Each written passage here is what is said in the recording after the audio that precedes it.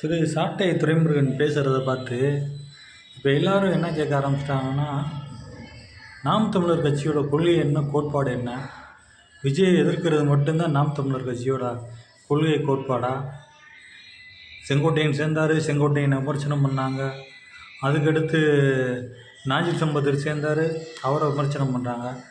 தவிக கூட கூட்டணி போகிற கட்சியெல்லாம் விமர்சனம் பண்ணுறாங்க.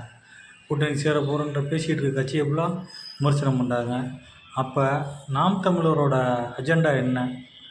நாம் தமிழரோட கொள்கை என்ன, கோட்பாடு என்ன?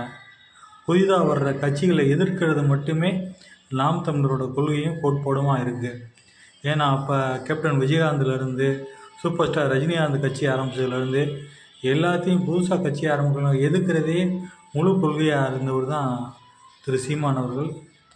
அந்த மாதிரி தான் இப்போ அவர் கட்சியில் இருக்க நிர்வாகிகள் பேச்சு வார்த்தை எல்லாமே இருக்குது.